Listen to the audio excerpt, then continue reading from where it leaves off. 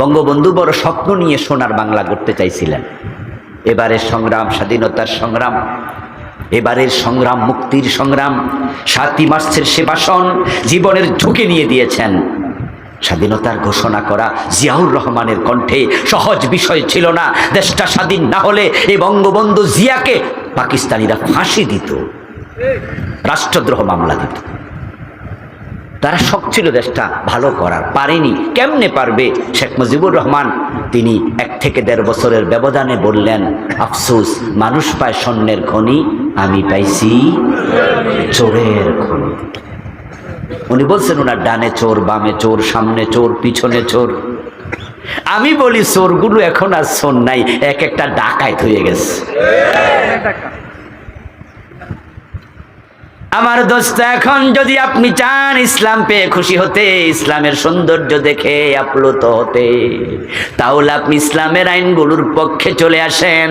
আমরা বলি ইসলাম পেয়ে খুশি, জেনা করলে ১০০ বেত লাগাতে হবে, বিবাহিত হলে পাথর মারতে হবে, এমন আইন ইসলামে আছে না নাই?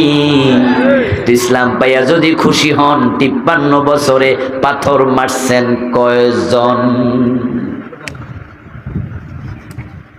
মদ পান করলে ৮০ বেত দিতে হবে। হযরত ওমর নিজের ছেলে আবু শাহমাকেও ছাড় দেয় নাই। ৮০ বেত লাগানোর আইন ইসলামে আছে, কিন্তু বাংলাদেশে আমরা ৫৩ বছরে একজন মদখোরকে ৮০ বেত লাগাই নাই। ইসলাম পেয়ে যদি খুশি হন, ইসলাম আপনাকে মানতে হবে, না হয় আল্লাহ আপনার সাথে ডিলিংস ভালো করবে না। আল্লাহ শয়তানকেও বলেছিল আদমরে সেজদা কর, যেখানে অর্ডার করছিলেন ফেরেশতাদেরকে, সেখানে শয়তানও ছিল, ইবলিস ছিল, কিন্তু সব ফেরেশতা সেজদা করলো, আল্লাহর কথা মানলো। মানে নাই একজন, সে হলো ইবলিস। যে মানে নাই সে পুরস্কৃত হলো না তিরস্কৃত? তার ঈমান থাকলো না গেল? জান্নাতের সীমায় থাকতে পারলো না, বের করা হলো। তো আল্লাহর একটা আদেশ মানে নাই, আল্লাহ ইবলিসকে লাঞ্ছিত করে বের করে দিলেন। আর আমরা ডজন ডজন মানি না, জান্নাতে যাওয়ার স্বপ্ন দেখি কেমনে? এবার কিন্তু একটা সুযোগ আসছে, এই সুযোগটা বাংলাদেশে ৫৩ বছরে আর আসে নাই। 72-তে সংবিধান লেখা হয়। এই মাইকল আওয়াজ বাড়াই দাও। 72-তে সংবিধান লেখা হয়। এই সংবিধান লেখার পরে 17 বার এই পর্যন্ত সংবিধান চেঞ্জ হলো, কিন্তু সংবিধানের মূল ধারাগুলো কোনো চেঞ্জ হয়নি। এবারে বৈষম্য বিরোধী আন্দোলনের সফলতার পরে সংবিধানের অনেকগুলো স্থগিত, যেমন প্রধানমন্ত্রীর সাথে সংশ্লিষ্ট সব ধারা মুলতবি, কারণ প্রধানমন্ত্রী এত নাই। মন্ত্রী পরিষদের সাথে সংশ্লিষ্ট সকল ধারা মুলতবি, মন্ত্রী পরিষদই নাই। 300 এমপির সাথে সংশ্লিষ্ট সব ধারা মুলতবি। 300 মন্ত্রী একসাথে পালিয়েছে, 300 এমপি একসাথে পালিয়েছে, এমপি তো নাই। এভাবে অনেক ধারা মুলতবি হয়ে গেছে। শুধু আমরা যদি মুসলমানেরা মাথা উঁচু করে বলতে পারি বাকিগুলা মুলতবি করে দাও, ডক্টর কামালের লেখা ধর্মনিরপেক্ষ সংবিধান লাগবে না, কোরআনকে সংবিধান বানাতে হবে।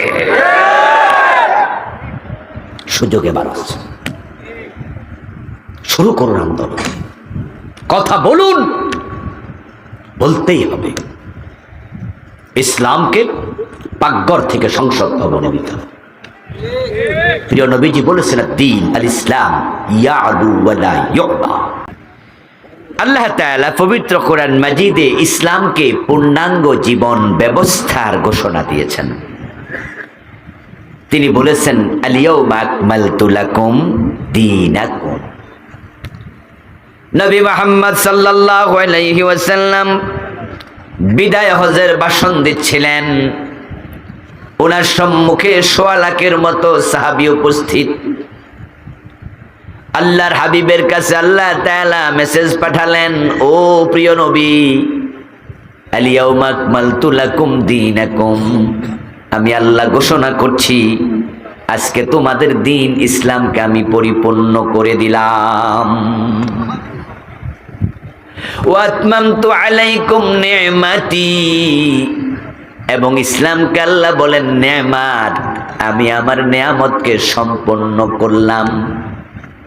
তারপরে বললেন ওয়ারাদিতু লাকুমুল ইসলাম দীনান, ইসলামকে তোমাদের দিন, তোমাদের জীবন ব্যবস্থা বানায়া আমি আল্লাহ নিজে সন্তুষ্ট হয়ে গেলাম। এক নাম্বার, ইসলাম পরিপূর্ণ ধর্ম। দুই নাম্বার, ইসলাম একটি শ্রেষ্ঠ নেয়ামত। তিন নাম্বার, আল্লাহ ইসলামকে পরিপূর্ণ করে সন্তুষ্ট। এবার আপনাদের কাছে আমি বলি, পরিপূর্ণ ধর্ম, সম্পূর্ণ নেয়ামত, ইসলাম পেয়ে আল্লাহ যদি দিয়ে সন্তুষ্ট হয়, পেয়ে আমরা সন্তুষ্ট হওয়া দরকার আছে কিনা? কিন্তু ইসলাম পেয়ে কি আদৌ আমরা সন্তুষ্ট? এই হলো বড় আকারের প্রশ্ন।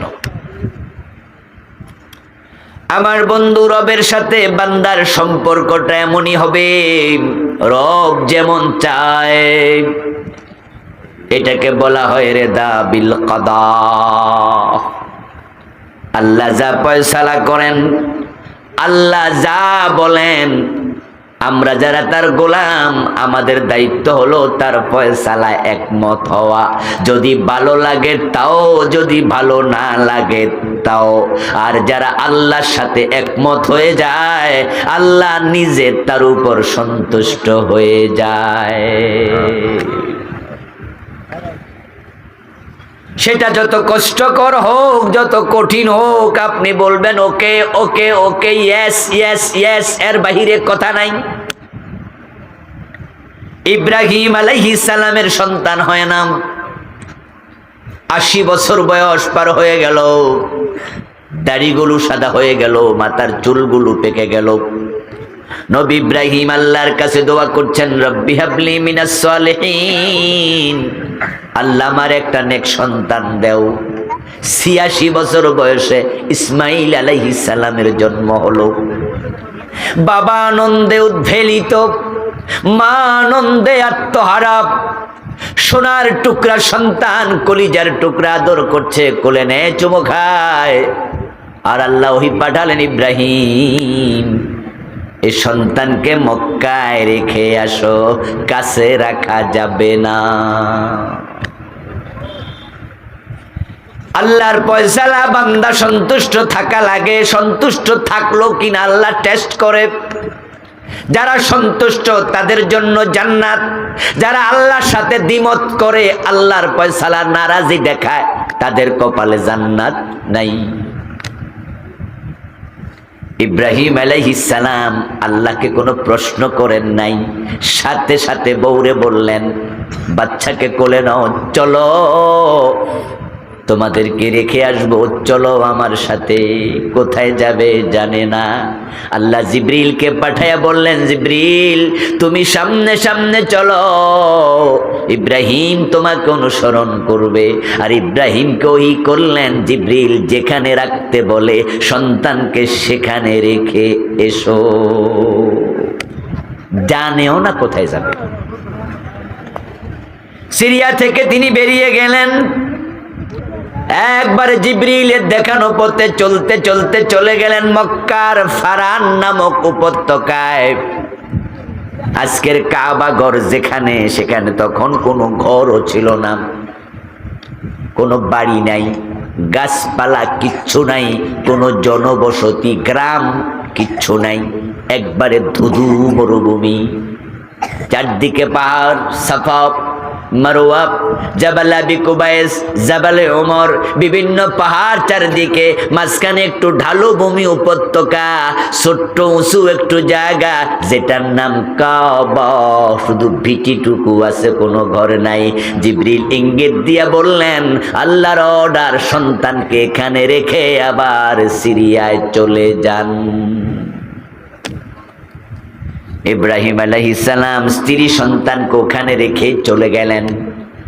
আল্লাহর ফয়সালায় তিনি নারাজ না রাজি? কোনো প্রশ্ন করেছেন নাকি? আল্লাহ বলেছে দ্যাটস ওকে, নাম বালা, এছাড়া কোনো কথা নাই। সামিনা ওয়া তা'না। সন্তান একটু বড় হলো, ইব্রাহিম আলাইহিস সালাম মাঝে মাঝে সন্তান দেখতে মক্কায় যান। আল্লাহ তাআলা স্বপ্ন দেখালেন, স্বপ্নের মাঝে তিনি ইসমাঈলকে জবে করছেন। ইব্রাহিম আলাইহিস সালাম জানেন নবীদের স্বপ্ন ওহী। তিনি বুঝছেন এই স্বপ্নটা মানে হলো আল্লাহ চান আমি যেন ইসমাঈলকে আল্লাহর জন্য জবে করি। এটাই আদেশ, এটাই তার ফয়সালা। এখানেও ইয়েস বলা ছাড়া কোনো উপায়, কোনো কথা নাই। রেদা বিল কাদা, আল্লাহ যা কাজা করেছেন, ফয়সালা করেছেন, সেটাতে আমি রাজি, এমনটাই হওয়া লাগবে। ইসলাম পাই আপনারা কতটুকু খুশি একটু পরে বলতেছি। আমাদের অবস্থা কিন্তু মোটেও ভালো না। বলি আমরা ইব্রাহিমের বংশধর, অথচ ইব্রাহিমের সাথে আমাদের চরিত্রের মিল পাওয়া যায় না। মিল্লাতা আবিকুম ইব্রাহিম হুয়া সাম্মাকুমুল মুসলিমিন। ইব্রাহিম আমাদের জাতির বাবা, আমাদের বাবা। ইব্রাহিমের সাথে আমাদের সম্পর্ক অন্য নবীর তুলনায় একটু বেশি।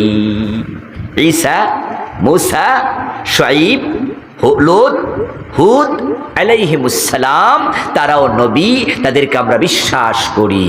কিন্তু ইব্রাহিমকে শুধু নবী হিসাবে বিশ্বাস করি না, তাকে আমরা বাবা বলে ডাকি। ইব্রাহিম মুসলিম জাতির পিতা। জাতির পিতা কে? বলেন না, জাতির পিতা কে? ইব্রাহিম আলাইহিস সালাম। কিন্তু আমাদেরকে আরেকজন কান্দে সাফাই দিছিল, ঠিক না? ওরে বাবা রে বাবা, মুখে ফেনা তুল্লা লাইত। সম্মান করতে বাধ্য করা ভালো নয়, জোর করে কিছু হয় না। এই যে জাতির ঘাড়ে আরেকজনকে তোমরা চাপিয়ে দিয়েছ, তার রেজাল্ট তোমরা 5 তারিখে পেয়েছ। মানুষ মূর্তিগুলার গলার মাঝে রশি লাগায় টেনে মাটিতে উপরে ফেলেছে। জোর করে সম্মান আদায় করা যায় না। বাড়াবাড়ি রেজাল্ট ভালো হয় না। সীমা লঙ্ঘনকে আল্লাহ পছন্দ করে না। জিয়াউর রহমান আপনার কাছে উনি অনেক বড়, আপনি তাকে বলেন নেতা, আদর্শ, কিন্তু আমার কাছে তিনি তা নন। আমার কাছে তিনি একজন সৎ রাষ্ট্রপ্রধান, কিন্তু আদর্শ নয়। আমার আদর্শ মুহাম্মদুর রাসূলুল্লাহ। বঙ্গবন্ধু শেখ মুজিবুর রহমান আপনার কাছে জাতির পিতা হতে পারে, আমার কাছে ইব্রাহিম জাতির পিতা। আপনারটা আমার উপর চাপিয়ে দেন কেন? আপনি যা ভাবেন আমি তো একটু ভিন্ন মত রাখতে পারি না? এটাই তো গণতন্ত্র। যারা জাতীয় পার্টি করে তারা ইরশাদকে পল্লী বন্ধু বলে, তার সম্মান করে, করুক। আমি সেটা নাও তো করতে পারি, কিন্তু তাকে আমার ঘাড়ে চাপিয়ে দিতে হবে কেন? কোন কারণে? আল্লামা সাঈদীকে আমি ভালোবাসি, আপনি ভালো নাও তো বাসতে পারেন, কিন্তু তাই বলে কি আমি কি সাঈদীকে আপনার ঘাড়ে চাপিয়ে দেব? এটা কি ঠিক? কিন্তু আমরা চাপাচাপি করেছি, বেশি করে ফেলেছি। করতে করতে মনে হয় যেন দেবতার আসনে বসিয়ে দিতে চায়। কোথায় নিয়ে গেছেন আপনারা? রেজাল্ট কি দাঁড়ালো? বিস্মিত হয়ে দেখলাম যে মানুষ সে মূর্তির মাথার উপর উঠে প্রস্রাব করে দিচ্ছে। কেন এমনটা হলো? এমনটা তো হওয়ার কথা ছিল। আমার দোস্ত ইব্রাহিম আলাইহিস সালাম স্বপ্নে দেখলেন সন্তান জবে করছেন। উনি সন্তানকে জবে হওয়ার জন্য প্রস্তুত করছেন। বলছেন ইন্নী আরা ফিল মানামি আন্নী আযবাহুক ফানজুর মাযা তারা। ও আমার কলিজার টুকরা ইসমাইল, আমি স্বপ্ন দেখেছি তোমাকে জবে করছি, তুমি কি বলতে চাও বলো। ছেলে বোঝে আমার বাবা নবী, নবীর স্বপ্ন ওহী, এর মানে আমাকে জবে করতে আদেশ করেছেন কে? যেমন বাবা তেমন ছেলে। সাথে সাথে ইসমাঈল আলাইহিস সালাম বললেন, ইয়া বাতি ফাআল মা তুমার সাতাজিদুনি ইনশাআল্লাহু মিনাস সাবিরিন। ও আমার বাবা, আল্লাহ যা বলেছেন আপনি পালন করুন, আমি জবে হতে রাজি। আশা করা যায় ধৈর্যশীলদের একজন আমাকে আপনি পাবেন, আমি অধৈর্য হব না। রিদা বিল কদা, আমার রবের ফয়সালায় আমিও সন্তুষ্ট, আমি জবে হতে রাজি আছি। আল্লাহ যা বলে যা করে তাতে দ্বিমত করা যায় না। ইব্রাহিম জবে করতে রাজি, ছেলে জবে হতে রাজি, দুজন আল্লাহর সিদ্ধান্তে খুশি। এখন ইসলামকে ধর্ম হিসাবে পেয়ে আমাদের খুশি হওয়া দরকার আছে না নাই? আল্লাহ কয় আমি খুশি, ওরা রাদিতুল্লাকুমুল ইসলাম দীনা। সিদ্ধান্ত যত কঠিন হোক আপনি একমত হয়ে যান, রেজাল্টটা খুব ভালো হবে, খুব ভালো হবে। ইব্রাহিম আলাইহিস সালাম আল্লাহর সব পরীক্ষায় যখন 100তে 100 নাম্বার পেলেন, আল্লাহ তাআলা ইব্রাহিম নবীকে বলছেন, এবার ইন্নী জাইলুকা লিন্নাসি ইমামা। ইব্রাহিম, আমি তোমার উপরে এত খুশি, আমি তোমাকে মানুষের নেতা বানাইয়া দিছি। ইব্রাহিমকে আল্লাহ এতটা পুরস্কৃত করলেন যে হাসরের ময়দানে আল্লাহ তাআলা জান্নাতি পোশাক সবার আগে নবী ইব্রাহিমকে পরাবেন। রাসূলুল্লাহ সাল্লাল্লাহু আলাইহি ওয়াসাল্লাম বলেছেন যে সব মানুষ উলঙ্গ উঠবে। ইয়াশারুন নাস ইয়াওমাল কিয়ামাতি হুফাতান ওয়া উরাতান ওয়া গুরলাব। মানুষ উঠবে খালি গায়ে, খালি পায়ে, খতনাবিহীন, কারো গায়ে পোশাক থাকবে না। আমি নবী মুহাম্মাদেরও না, সবাই আমরা পোশাকবিহীন। আল্লাহ 1 নম্বরে জান্নাতের পোশাক ইব্রাহিমকে পরাইয়া তারপর আমি নবী মুহাম্মদকে পরাবে। সুবহানাল্লাহ। ইন্নী জাইলুকা লিন্নাসি ইমামা। ও দোস্ত, আল্লাহর উপর খুশি থাকেন, আল্লাহ খুশি হয়ে যাবে। মাঝে মাঝে আমাদের কষ্ট হয়, ইসলাম মানতে কষ্ট হয়। ইসলাম বলছে সুদ খাইও না। এখন আমি যদি সুদ এতদিন তো খাইতাম, এখন যদি এটা বন্ধ করে দেই, তাহলে কি আগের মতো এত আরামে থাকা যাবে? কারণ যারা লাখ 10 টাকা সুদে লাগাই রাখছে এলাকায়, এরা কিন্তু ঠ্যাঙের উপরে ঠ্যাং তুলা খায়। ওই 10 লাখ টাকা যা আসে এতে বাজার খরচা পরিবার সুন্দর চলে যায়। 50 লাখ টাকা যদি পেনশন পায় আর সেটা সোনালী ব্যাংকে, অগ্রণী ব্যাংকে রাখা দেয়, মাসে যদি 1000 টাকা প্রতি লাখে সুদ দেয়, তাও তো 50,000। কত মজা! এখন হুজুর কয় সুদ হারাম, তাহলে কি করব? এবার এই টাকা তুলে ব্যবসা বাণিজ্য করতে হবে। কেমনে ব্যবসা বাণিজ্য? ঝুঁকি আছে, কষ্ট আছে, সময় দাও, চিন্তা দাও, এর পিছনে অনেক কিছু লাগে। তাহলে আগের মতো মজা নাই, তাই সুদে মজা। ইসলাম বলছে সুদ হারাম, কষ্ট হলেও এটা মেনে নিতেই।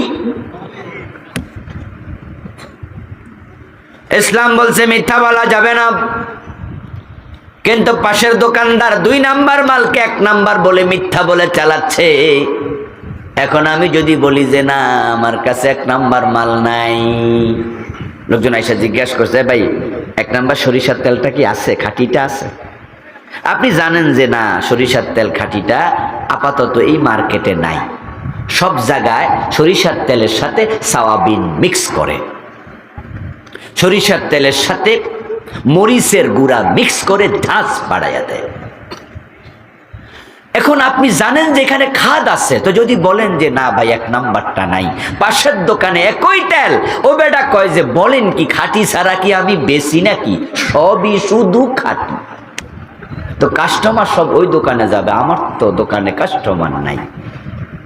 এখন সত্য কথা বললে তো ব্যবসায় লুজার হব। এখন কি করি?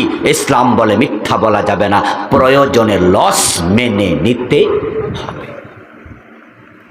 ইব্রাহিম নবী ছেলে জবে করে দেয় আল্লাহর কথা মেনে।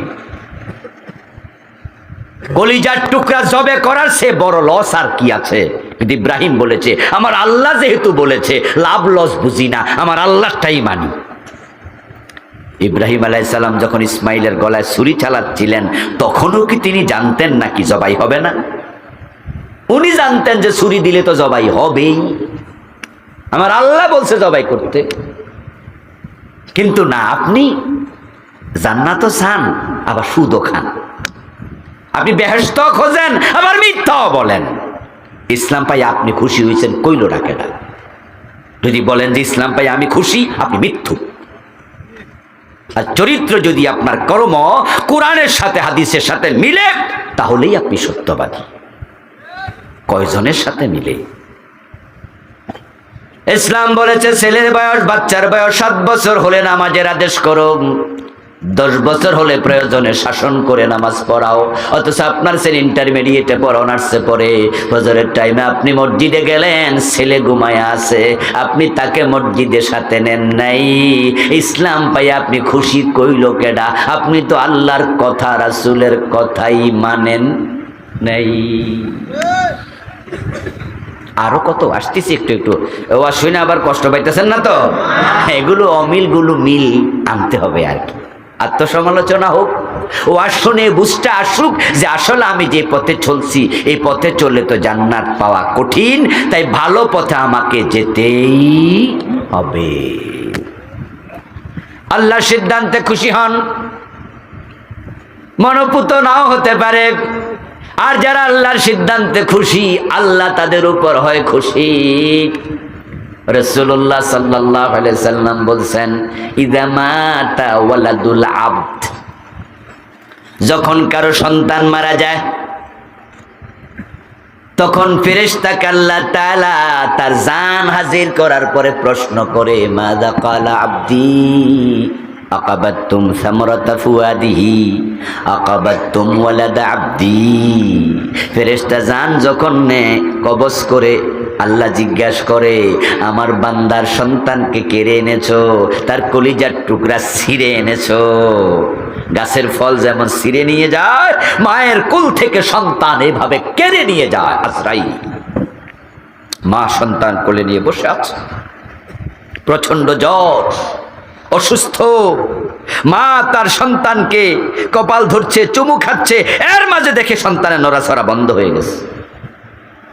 তার জান কবজ কে করলো? আজরাইল, আল্লাহর হুকুমে। মা জানে আজরাইল কাজটাই মাত্র করছে, মালাকুল মউত এটা করেছে। আল্লাহ জন্য প্রশ্ন করে মাযা ক্বালা আবদি, আমার বান্দা মৃত্যুর পর তার সন্তানের কি বলেছে একটু শুনি। বাবার কাছে ফোন গেল, কাপাসিয়া বাজারে, পাকন্দিয়া বাজারে দোকানদারি করে, বাড়ি থেকে ফোন গেল আপনার ছেলে মরে গেছে, পানিতে ডুবে মরছে, বিদ্যুতের শক খাইয়া মরছে, এভাবে ওভাবে মারা গেছে, গাড়ি অ্যাক্সিডেন্ট করে মরে গেছে। আপনার খবর পাইলেন, পাওয়ার পরে আপনি কি বলেন? আল্লাহ জিজ্ঞেস করে। তখন জিবরা মালাকুল মউত বলে হামেদাকা ওয়াস্তারজা, আপনার বান্দা বড় ভালো বান্দা। আপনার সন্তান মরার পরে সে বলছে ইন্না লিল্লাহি ওয়া ইন্না ইলাইহি রাজিউন। সে বলেছে আলহামদুলিল্লাহ, আমার রবের সিদ্ধান্ত আমার কোনো দ্বিমত নাই, তিনি যা করেন আমি খুশি। একাই আমার ছেলে মরে নাই, আমাকেও মরিতে হইবে। আল্লাহ বলে ইন্না লিল্লাহ যদি পড়ে আমি আল্লাহর সিদ্ধান্তে নারাজ না হইয়া খুশি থাকে, ইবনু লাহু বাইতান ফিল জান্নাহ ওয়া সাম্মুহু বাইতাল হামদ, আমি আল্লাহ তার উপর খুশি, তার জন্য জান্নাতে একটা বাড়ি বানাও, বাড়ির দরজায় লিখো এটা প্রশংসার বাড়ি।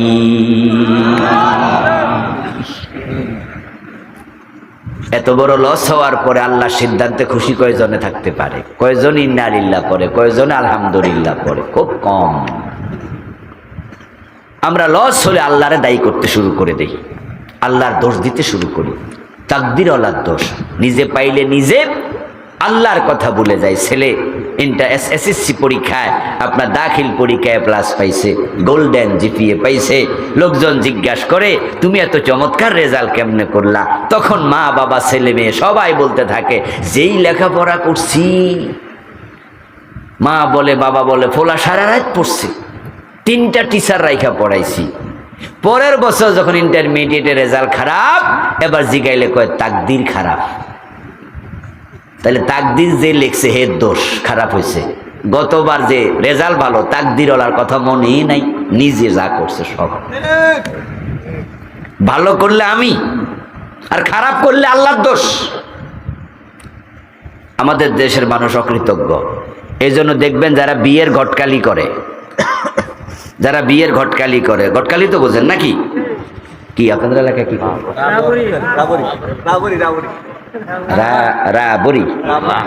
রাহবার? ও আচ্ছা, রাহবার, রাহবরি করে, ঘটকালি করে। এই শব্দ তো আমি আর জানতাম না, রাহবরি আজকে শুনলাম, এলেম হইলো একটু। রাহবরি করে, বিয়ের ব্যাপারে ঘটকালি করে। যদি ভালো মাইয়া পায় তাহলে আমার ফল আর কোফাল। এরপর আমার যে ছেলে যোগ্য, ঘটকের কোনো নামই নাই, কিন্তু বউ খারাপ হলে কই বেড়া আমাদের গজব করে দিচ্ছে, বুঝছেন? খারাপ হইলে ঘটকের দোষ, আর ভালো হইলে ফল আর কোফাল। ছেলের যোগ্যতা। এত অকৃতজ্ঞ হওয়া ভালো না, আল্লাহ অকৃতজ্ঞকে পছন্দ করে না।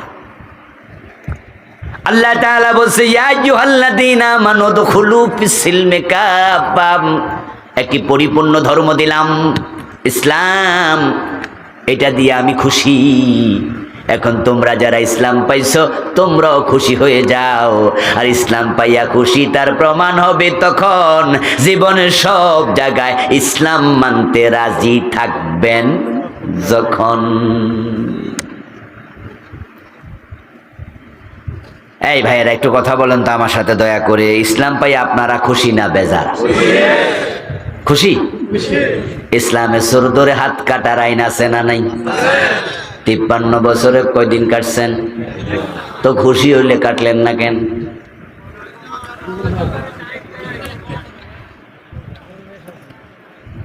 বলবে যে হুজুর সুর ধরে হাত কাটলে সোরে ভাত খাইব কি দিয়া? আর সুর ধরে হাত কাটতে গেলে তো আমাদের অনেক নেতার হাত থাকবে না, কারণ এই দেশে সবচেয়ে বড় চোর হলো রাজনীতিবিদেরা। ওখানে চুরি করে না এমন নেতা আছে, সংখ্যায় খুব কম। এজন্য আমাদের নেত্রীও তো কয়দিন আগে বলছে যে উনার বাড়ির ফিয়ন 100 কোটি টাকার মালিক। আচ্ছা 400 কি চাকরি করে কামাইছে? ফিয়নের কি বেতন এত হয়? বাস্তবতা কি?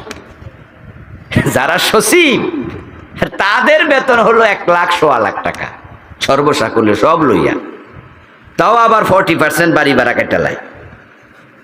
তো সচিব হলো চাকরির দিক থেকে সবার পরে সিনিয়র, এর উপরে কোনো চাকরি আর নাই। তো সচিবের বেতন যদি 1 লাখ হয় তাহলে মাসে কয় লাখ? 1। বছরে কয় লাখ হলো? বলেন না, কয় লাখ? তো 5 বছরে 60 লাখ।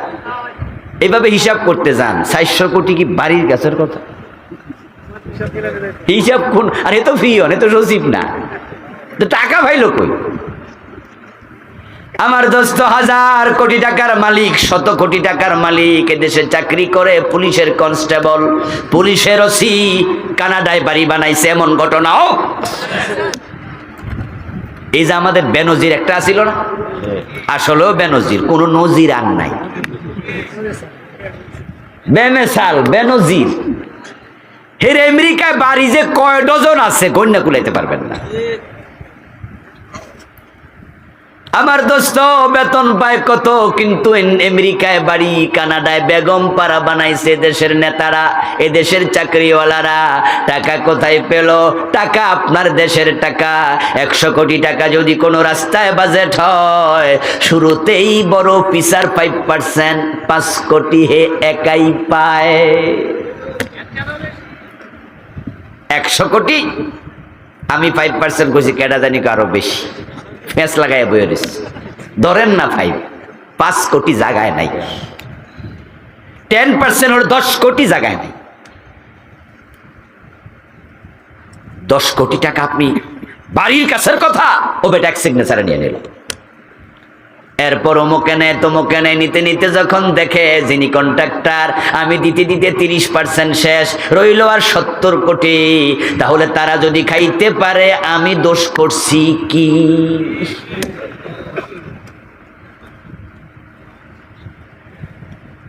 হুজুর যদি ডিম চুরি করে খায় ছাত্র মুরগি খেয়ে ওইটাই নিয়ম। ছাত্র হুজুরের সাথে চলে, পীর সাহেবের সাথে মুরিদ চলে।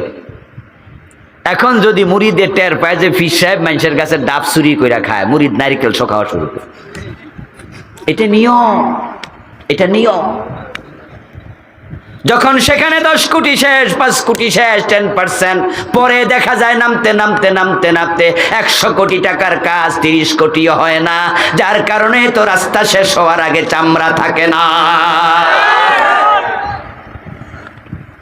এখন প্রশ্ন কোথায় জানেন? প্রশ্ন হলো এই 100 কোটি টাকা আসলো কোত্থেকে? 100 কোটি টাকা হলো আপনার ট্যাক্স, আপনার ভ্যাট, আমাদের টাকা। এই যে আপনাদের কাপাসিয়া পার হয়ে আইছি, ওখানে একটা সেতু আছে, আমার প্রাইভেট কারে 25 টাকা টোল নিচ্ছে। যমুনা ব্রিজে 500 টাকা নেয়। নতুন যেটা হয়েছে পদ্মা 750 টাকা নেয় একটা ছোট্ট প্রাইভেট কার, আর ট্রাক 3000 5000। একদিনে কত হাজার গাড়ি যায়, কত কোটি টাকা ওঠে একদিনে। সবগুলো টাকা পাবলিকের, পাবলিকের না? আপনার মোবাইলে যদি আপনি 100 টাকা ঢুকান, জায়গায় 15 টাকা এটা নিয়ে যায়, যোগ হবে 85 টাকা। 15 টাকা সাথে সাথে ভ্যাট হিসাবে কেটে নেয়।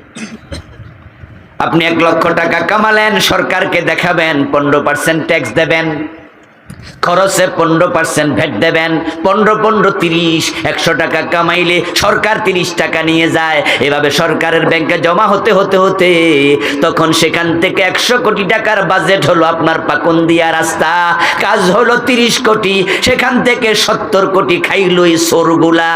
ওদের হাত কেন কাটবেন না? কেন কাটবেন না? যারা চোরের হাত কাটার পক্ষে না, বুঝতে হবে তারাও চোরের সহযোগী। আমরা ইসলাম পাইয়া খুশি আলহামদুলিল্লাহ। এই জন্য আমরা বলি চোরের হাত কাটার আইন করিতেই হবে। এখন আপনারা তো 53 বছর এমন সরকার বানাইছেন, এমন লোকদেরকে এমপি বানান, মন্ত্রী বানান, যারা সংবিধান এ পর্যন্ত 17 বার চেঞ্জ করেছে, তাদের সুবিধা মতো করছে, কিন্তু চোর ধরে যে জেলে দেয় এটা চেঞ্জ করে হাত কাটার আইন তারা করে না। কারণ তারা জানে এটা করলে চুরি বন্ধ হবে, আর চুরি বন্ধ হলে তারা খাবে কি? আর আমরা বলি আমরা প্রয়োজন উপাস থাকবো, হালাল খেয়ে বাঁচবো, ওমরের মতো ওসমানের মতো দেশ চালাবো, চুরি ডাকাতি হতে দেব না। কিন্তু এই ইসলাম ওয়ালাদেরকে আপনাদের পছন্দ হয় না, আপনারা ঘুরে ফিরে ওদের কাছে যান। আবার মাহফিল আইসা আপনারা এখন ঠিক যে কোন ডাজে ঠিক বুঝাই কঠিন। দেশটা সোনার বাংলা, আসলেও সোনার বাংলা। যে কবি আমার সোনার বাংলা লিখছে রবীন্দ্রনাথ ঠাকুর, এ বেটাও ইউকেতে গেছে, সে বিরাতে গেছে, বিদেশ ঘুরছে, তো ঘুরে টুরেই লিখছে। আমিও বাস্তবতা তাই মনে করি। আমি অনেকগুলো দেশে আল্লাহ আমাকে যাওয়ার সুযোগ দিয়েছে। এই অগাস্টেও আমি কাতারে গিয়েছি, আমেরিকায়, আপনার তুরস্কে গিয়েছি, আমেরিকায় গিয়েছি, 22 দিন ছিলাম। পৃথিবীর অনেক দেশ আল্লাহ আমাকে দেখার সুযোগ দিয়েছে। আমি দেখেছি যে আসলেও আমার দেশের মাটি সোনার মতোই। এই দেশটা গরিব থাকার কথা না। আমেরিকায় গিয়ে দেখেছি ওখানকার লোকেরা শীতকালে বলে, হুজুর 3 মাস 4 মাস আমরা বরফে ঢাকা থাকি। 2021 একবার গেলাম, মাত্র 10 দিন ছিলাম আমেরিকায়, শীতকাল ছিল। 2-3 দিন পরেই আমার নাকের ভিতরে রক্ত জমে গেল শীতের কারণে। টান দিয়ে দেখি ব্লাড। আমি আমার বাঙালি এক ভাইকে বললাম যে ভাই এত ঠান্ডা, আমার তো রক্ত বের হচ্ছে। উনি বলল হুজুর শীত তো এখনো আসেই নাই, শীত দেখবেন হুজুর ডিসেম্বরের 15 থেকে জানুয়ারি ফেব্রুয়ারি। আমি কই আল্লাহ যেন আমার না দেখায়। উড়াল দিয়ে চলে আসতে মন চাইছে, বলে হুজুর 2 ফিট 2.5 ফিট পর্যন্ত তুষার জমে, রাস্তার মাঝে এই পর্যন্ত বুক পর্যন্ত জমে যায়, আমাদের প্রাইভেট কার বরফের নিচে চলে যায়, গাছগুলোতে একটা পাতা থাকে না, 3 মাস ফসল হয় না, ফল হয় না। আপনি ইউকেতে ফল হয় না, ফসল হয় না, আপনার তুরস্কে ওখানে গিয়ে দেখি ঘরের ছাদ সব এরকম। আমি জিজ্ঞাসা করলাম কার্ভ করা কেন? বলল বরফ জমলে গলতে সুবিধা, বরফ থাকে 3 থেকে 4 মাস পুরা দেশ থেকে যায়। আর আমার দেশে 12 মাস সুন্দর আবহাওয়া, কোনো না কোনো ফসল হচ্ছেই। ওদের গাছে তো থাকে না, সব বরফের নিচে চলে যায়, ফসল হবে কেমন? আমার দেশের আবহাওয়া কি চমৎকার পরিবেশ। সৌদি আরবে যারা গেছেন, যারা দুবাইতে গেছেন, কমপক্ষে দুবাই যদি যান, সৌদি আরবে যান, তাও দেখবেন যে গাছের তলায় 5 লাইন, সকালে একবার পানি দেয়, বিকালে আরেকবার পানি দেয়, পানি না দিলে গাছ বাঁচে না। আর আমার দেশে আম খাইয়া আমের বিচি ফেলে দেন, নিজে নিজে গাছ হইয়া কয়দিন পরে আম ধরা শুরু করে। কি আবহাওয়া, কি পরিবেশ, কি মাটি। লাউ খাবেন অথবা লাউ ফসা ফেলে দেন, পাখিতে খাবে, ওই লাউয়ের দানা পাখি পায়খানা করে ফেলে, এইটাই আবার দেখা যায় গাছ হইয়া লাউ ধরে নেয়। কি আজীব। কিন্তু দেশটা গরিবের কাতারে, শুধুমাত্র এই চোরগুলার কারণে, এই সাটার দলের কারণে। বঙ্গবন্ধু বড় স্বপ্ন নিয়ে সোনার বাংলা করতে চাইছিলেন। এবারের সংগ্রাম, স্বাধীনতার সংগ্রাম, এবারের সংগ্রাম মুক্তির সংগ্রাম, 7ই মার্চের সে ভাষণ জীবনের ঝুঁকি নিয়ে দিয়েছেন। স্বাধীনতার ঘোষণা করা জিয়াউর রহমানের কণ্ঠে সহজ বিষয় ছিল না। দেশটা স্বাধীন না হলে এই বঙ্গবন্ধু জিয়াকে পাকিস্তানিরা ফাঁসি দিত, রাষ্ট্রদ্রোহ মামলা দিত। তারা শখ ছিল দেশটা ভালো করার, পারেনি। কেমনে পারবে? শেখ মুজিবুর রহমান তিনি 1 থেকে 1.5 বছরের ব্যবধানে বললেন, আফসোস মানুষ পায় স্বর্ণের খনি, আমি পাইছি চোরের খনি। উনি বলছেন ওনার ডানে চোর, বামে চোর, সামনে চোর, পিছনে চোর। আমি বলি চোরগুলো এখন আর চোর নাই, এক একটা ডাকাইত হয়ে গেছে। আমার দোস্ত, এখন যদি আপনি চান ইসলাম পেয়ে খুশি হতে, ইসলামের সৌন্দর্য দেখে আপ্লুত হতে, তাহলে আপনি ইসলামের আইনগুলোর পক্ষে চলে আসেন। আমরা বলি ইসলাম পেয়ে খুশি, জেনা করলে 100 বেত লাগাতে হবে, বিবাহিত হলে পাথর মারতে হবে, এমন আইন ইসলামে আছে না নাই? ইসলাম পাইয়া যদি খুশি হন, 53 বছরে পাথর মারছেন কয়জন? মদ পান করলে 80 বেত দিতে হবে। হযরত ওমর নিজের ছেলে আবু শাহমাকেও ছাড় দেয় নাই। 80 বেত লাগানোর আইন ইসলামে আছে, কিন্তু বাংলাদেশে আমরা 53 বছরে একজন মদখোরকে 80 বেত লাগাই নাই। ইসলাম পেয়ে যদি খুশি হন, ইসলাম আপনাকে মানতে হবে, না হয় আল্লাহ আপনার সাথে ডিলিংস ভালো করবে না। আল্লাহ শয়তানকেও বলেছিল আদমরে সেজদা কর, যেখানে অর্ডার করছিলেন ফেরেশতাদেরকে, সেখানে শয়তানও ছিল, ইবলিস ছিল, কিন্তু সব ফেরেশতা সেজদা করলো, আল্লাহর কথা মানলো। মানে নাই একজন, সে হলো ইবলিস। যে মানে নাই সে পুরস্কৃত হলো না, তিরস্কৃত। তার ঈমান থাকলো না, গেল। জান্নাতের সীমায় থাকতে পারলো না, বের করা হলো। তো আল্লাহর একটা আদেশ মানে নাই, আল্লাহ ইবলিসকে লাঞ্ছিত করে বের করে দিলেন। আর আমরা ডজন ডজন মানি না, জান্নাতে যাওয়ার স্বপ্ন দেখি কেমনে? এবার কিন্তু একটা সুযোগ আসছে, এই সুযোগটা বাংলাদেশে 53 বছরে আর আসে নাই। 72-তে সংবিধান লেখা হয়। এই মাইকল আওয়াজ বাড়াই দাও। 72-তে সংবিধান লেখা হয়। এই সংবিধান লেখার পরে 17 বার এই পর্যন্ত সংবিধান চেঞ্জ হলো, কিন্তু সংবিধানের মূল ধারাগুলো কোনো চেঞ্জ হয়নি। এবারে বৈষম্য বিরোধী আন্দোলনের সফলতার পরে সংবিধানের অনেকগুলো স্থগিত, যেমন প্রধানমন্ত্রীর সাথে সংশ্লিষ্ট সব ধারা মুলতবি, কারণ প্রধানমন্ত্রী তো নাই। মন্ত্রী পরিষদের সাথে সংশ্লিষ্ট সকল ধারা মুলতবি, মন্ত্রী পরিষদই নাই। 300 এমপির সাথে সংশ্লিষ্ট সব ধারা মুলতবি। 300 মন্ত্রী একসাথে পালিয়েছে, 300 এমপি একসাথে পালিয়েছে, এমপি তো নাই। এভাবে অনেক ধারা মুলতবি হয়ে গেছে।